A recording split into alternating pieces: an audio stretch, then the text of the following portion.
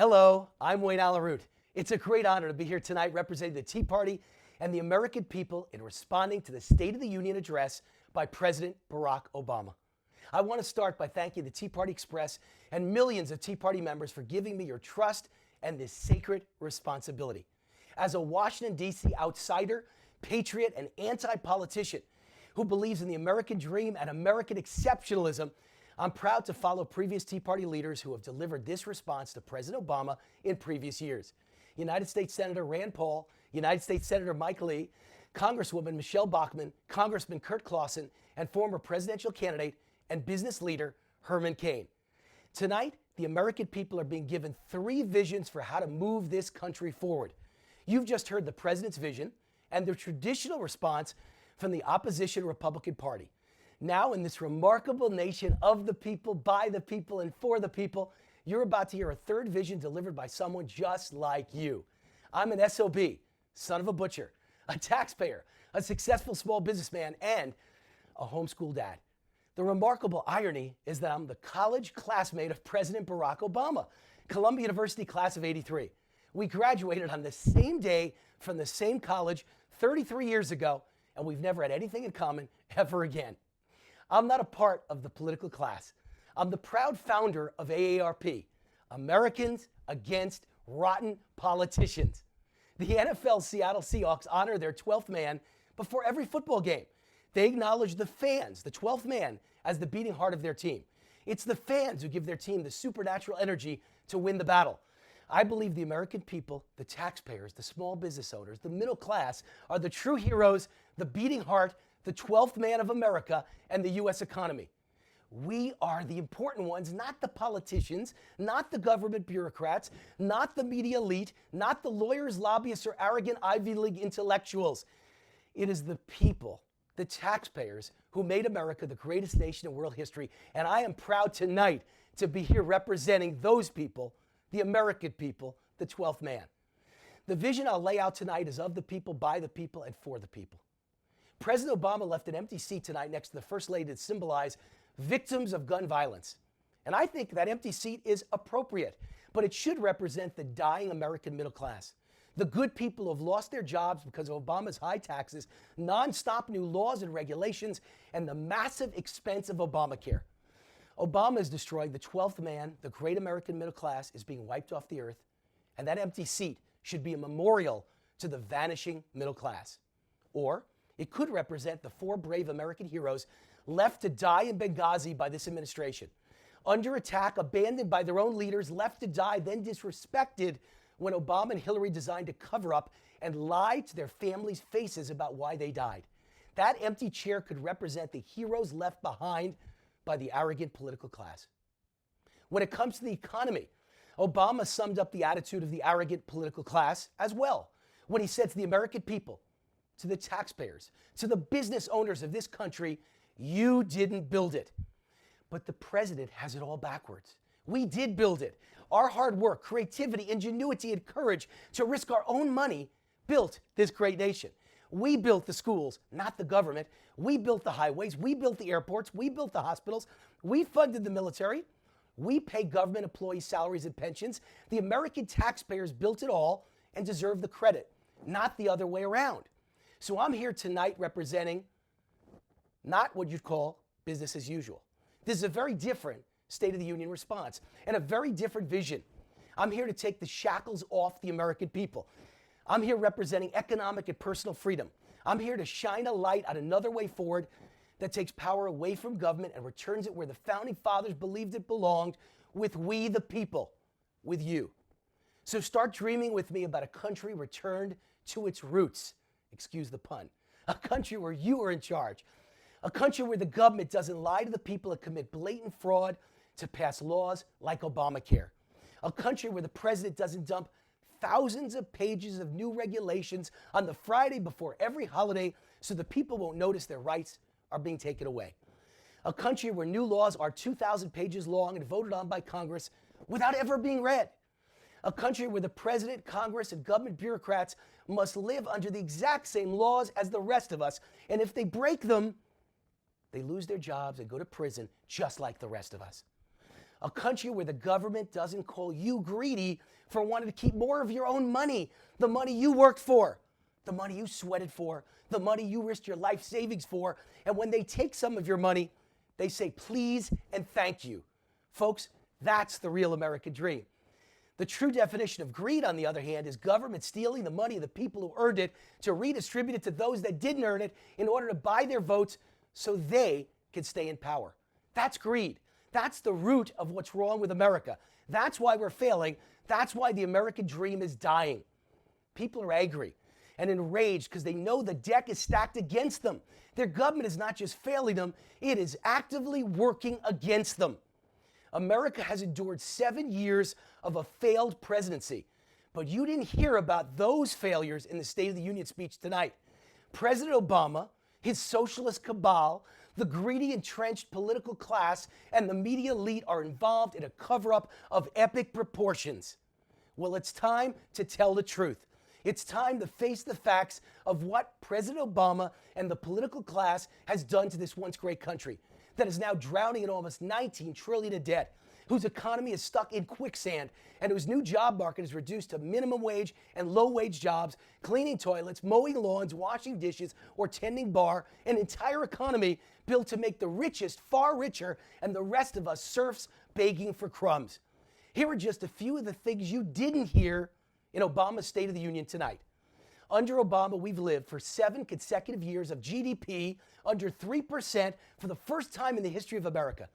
Not even during the depths of the Great Depression did this kind of disastrous economic performance ever before occur.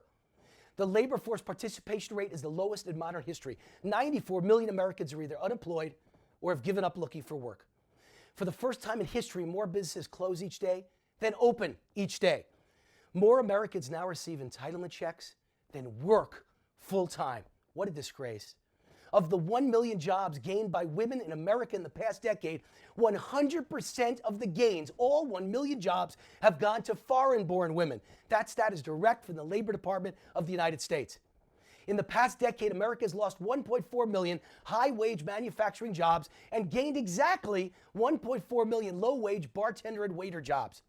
And 1 month sums up what is happening. Exactly what's happening. In August of this past year, the economy lost 698,000 jobs from American-born workers, but gained 204,000 jobs for foreign-born workers. Perhaps most importantly, you didn't hear in tonight's State of the Union that we are at war with radical Islam. At a time of war, we're being led by a president who can't even name the enemy. He is a terror denier. Whether it's domestic policy, economic policy, foreign policy, or national security policy, the result has been the same, a singularly failed presidency. Whether these failures were created by incompetency, ignorance, or a purposeful attack upon capitalism and American exceptionalism from within the White House, the result has been the devastation of America, especially and particularly its once great middle class. Now, standing against Obama, Hillary, Bernie, their socialist big brother cabal, and the entrenched political class is the Tea Party. The Tea Party has been the most profound political movement in modern political history, making dramatic changes in Congress and state legislatures across our great country. In 2010, the Tea Party provided the energy for Republicans to win the House of Representatives with historic margins. By the time the 2014 elections were over, Republicans had won the most House seats since 1928, taken control of the U.S. Senate, won more state legislatures than at any time since 1928, and elected a near-record 31 governors. The reality is that President Obama isn't winning any more than Charlie Sheen is winning. Under Obama's leadership, the country has turned to a sea of Republican red at the state and local level. In 7 years under Obama, Democrats have lost over 900 state legislature seats, 12 governorships, 69 House seats, and 13 Senate seats. Obama is the greatest Republican salesman in history. Yet the media hides this remarkable Tea Party conservative success and hides the dramatic failure of socialism masquerading as liberalism. Now it's time for the Tea Party to match its congressional and local level success and take back the presidency. But just electing any Republican is not the answer. If it was, I'd be giving the Republican response to the State of the Union. I am representing the Tea Party and the people of America who keep voting Republican and feel like they're getting the shaft. We've got to elect the right Republican who will actually cut spending, taxes, regulations, and debt, kill Obamacare once and for all, and cut the size and scope and power of government. To end this long national nightmare, our next Republican president must pledge to erase everything Obama has done, his agenda, his policies, his executive actions. Our next president must also pledge to investigate, prosecute, and convict those found guilty of lying, defrauding, and stealing from the American people. We can take back the White House and turn around America. It's really not difficult. Just follow the founding fathers and put our faith in the people of America. To accomplish these goals, I've created a 13-point Tea Party plan, one for each of the original colonies. I'll give you a short outline, but the details of each of these 13 points can be found at teapartyexpress.org. Number one, simple, stand down. We can only turn around this economy if the next president understands government doesn't create jobs and government doesn't improve the economy, but it can create the environment conducive for economic growth and high-wage, middle-class job creation. You do that by getting the government the hell out of the way. Stand down. The American people, taxpayers, and small business will turn this economy around. Ronald Reagan proved it works with 20 million new jobs created almost overnight by simply cutting taxes on individuals from 70% to 28% and dramatically cutting regulations, and doing it all in the middle of the same kind of economic malaise and misery as we suffer from today. It's really that simple. Number two, throughout the entire IRS code and empower American taxpayers and small business with a low flat tax. Now, this tax reform emulates the most successful and prosperous economy in the world, Hong Kong, with a 15% flat tax, including deductions for mortgage and charity, and it includes a capital gains tax rate of 0. It's a proven winner. This one Reagan-esque action will empower small businesses across America to unleash the greatest economic expansion and job creation in history.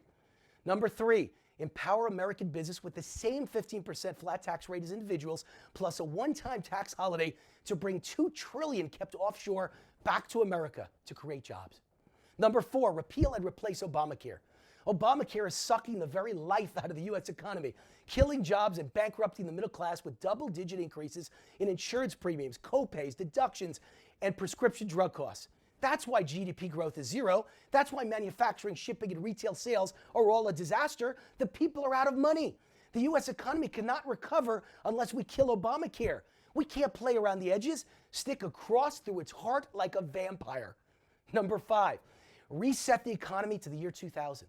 The biggest regulation years in the history of America were all under Obama and the last year of Bush, George W. Bush. Regulations are strangling the economy. This is how we create record job growth. It's time for a reset. Let's go back to the year 2000, the last year of Bill Clinton. Let's erase every regulation passed by both Obama and Bush and reset to the year 2000. Number six, rein in the EPA and reduce job-killing green energy regulations. Spain is the green energy capital of the world. They have over 20% unemployment and over 50% youth unemployment. Green energy kills high-wage jobs, raises electric rates through the roofs, and creates massive debt. You want jobs? Kill the green energy agenda fast. Number seven, build the wall and secure the borders. A secure border is the only way to guarantee our security. Illegal immigration is bankrupting America, taking away jobs from working class and middle class Americans, and holding down wages. Build the wall. Number eight, declare a national debt emergency. Debt is the other great national security threat. Debt is a job killer. The president must declare a national emergency to make paying down the debt the top priority of this nation. Number nine, impose term limits. We cannot make America great again unless we fire career politicians. No one has a right to stay in office for life. Number 10, reform and limit entitlements. Every able-bodied American collecting welfare or any other government entitlement check has got to be required to work. No more free rides. Middle-class Americans get up and go to work every day. Why shouldn't every person on welfare have to do the exact same thing? Number 11, give all Americans school choice. The federal dollars we're spending on education now are failing miserably. My daughter was homeschooled and graduated last year, magna cum laude from Harvard University. It doesn't take a teachers union to raise a child. It takes a great mom and dad who give a damn. No amount of federal money or intervention can ever change that. Number 12, rein in government agencies like the IRS and NSA. There can never again be harassment by the IRS or any other government organization of taxpayers for their political beliefs. Number 13, maintain a strong national defense, making our nation's top priorities to take care of our veterans, to always stand by our great ally Israel, to stop the madness of the importation of Syrian refugees, to cancel the dangerous, reckless Iran treaty, put military leaders, not lawyers, in charge of wars and rules of engagement, and demand that the next president be willing to name our number one enemy, radical Islam. No more terror deniers in the White House. You can read the details of each of these points at teapartyexpress.org. That's my vision. That's our vision for saving America, saving capitalism, saving American exceptionalism, saving the great American middle class and small business, and turning the Obama Great Depression into the greatest economic turnaround in world history. But we must recognize this isn't just politics. It's a battle for our survival. It's a battle for your children's future. Winston Churchill is one of my heroes and role models. His words inspired his nation and the entire world to keep fighting Hitler and the Nazi Empire at our darkest moments when all seemed lost. I want to quote Winston Churchill's words from a speech that rallied the UK people from the brink of destruction. We shall not flag or foul. We shall go on to the end. We shall fight in France. We shall fight on the seas and oceans. We shall fight with growing confidence and growing strength in the air. We shall defend our island, whatever the cost may be. We shall fight on the beaches. We shall fight on the landing grounds. We shall fight in the fields and in the streets. We shall fight in the hills. We shall never surrender. And even if, which I do not for a moment believe, this island or a large part of it were subjugated and starving, then our empire beyond the seas, armed and guarded by the British fleet, would carry on the struggle. That, ladies and gentlemen, is how you fight to win. With every fiber in your body, with every ounce of courage, with heart and spirit and will, we must fight with the power of relentless. We must never, ever, ever give up or give in. We must fight to the bitter end to save this country, the greatest nation in world history. It's time to relentlessly defend America and American exceptionalism before it's gone forever. I am confident the American people will reject the Obama, Hillary Clinton, Bernie Sanders socialist Big Brother blueprint in the election this November. The new president has an historic opportunity to reset and rebuild with this 13-point Tea Party plan. By giving the power back to the American people and getting government out of the way, we can enjoy another Reagan-like turnaround, expansion, and American renaissance. America can be proud to stand again as the shining city on a hill. Always turn to the American people and the taxpayers and small business to save America. They've never failed us, and they never will. The battle is far from over. As a matter of fact, it's just beginning, and there is only one choice: victory. Thank you for listening. Good night. God bless you, and God bless America.